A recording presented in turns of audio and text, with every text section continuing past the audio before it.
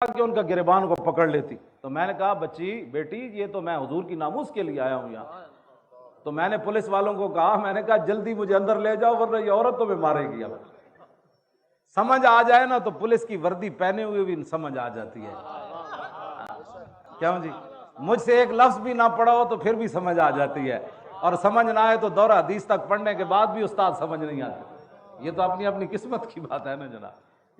ہمارے پاس تو کوئی تھرمامیٹر وہ اب اس عورت کا میں جب بھی میں دعا کرتا ہوں تو اس کے لیے میں ضرور کرتا ہوں کہ میں تو اس کو جانتا ہی نہیں تھا, لیکن وہ میری خاطر پولیس کی وردی پہن کر پولیس والوں سے الجھ پڑی کہ آپ کو بندہ ہی اور کوئی نہیں ملا, ان کو کیوں آپ کیوں لائے ہو, ان کو کیوں لائے ہو. میں نے کہا مجھے اندر بھیجو, یہ لڑکی تمہیں مارے گی. آپ پولیس والے فوراً مجھے اندر لے گئے. تو سمجھ آنے میں تو 1 منٹ بھی بندہ آ جاتا ہے, ورنہ میری اتنی لمبی تقریریں کرنے کے بعد بھی بندہ کہے یہ لگے ہوئے سن بادشاہ. تو اچھا ہوا میں جیلوں میں گیا, گھسیٹا گیا. ان کو پتہ ہے کہ جب ظالم اپنے ظلم پر اتر آتا ہے نا, ظالم ظالم ہی ہوتا ہے.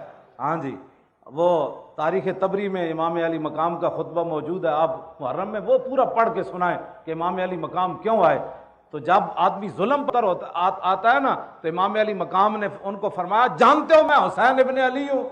تو جب ظلم پر اتر آتا ہے تو وہ کہنے لگے ہم تو آپ کو جانتے ہی نہیں ہیں, آپ کون. ظالم تو ظالم ہی ہوتا ہے نا, وہ تو حسین کو بھی نہیں پہچانتا جن کی شکل و صورت بھی رسول اللہ جیسی تھی. ہاں جی, نہیں کرتے. ہاں ظالم ظالم ہی ہوتے. تو وہ اچھا ہوا مجھے میرے ساتھ جیلوں میں ظلم ہوا, پھر میرے گھر برباد کیا, پھر گھر سے مجھے گھسیٹا, پھر اٹھا کر مجھے گاڑی میں پھینکا جیسے بوری پھینکی جاتی ہے. تو پھر یہ تو شکر کرے خدا کا, اگر یہ ہمارے ساتھ ظلم نہ ہوتے تو یہ تاریخ آگے کیسے بڑھتی. تو پھر اللہ تعالیٰ ان اللہ مع الصابرین نہیں ہے, ہم روئے نہیں نا. وَلَنَبْلُوَنَّكُمْ یہ آیت ہمارے لیے اتری ہے نا, کم سے مراد آپ اور میں ہی تو ہے, اسے ٹرمپ مراد تھوڑا ہے, اسے مودی تھوڑا مراد ہے. وَلَنَبْلُوَنَّكُمْ سے کون مراد ہے, آپ اور میں. وَلَنَبْلُوَنَّكُمْ بِشَيْءٍ مِّنَ الْخَوْفِ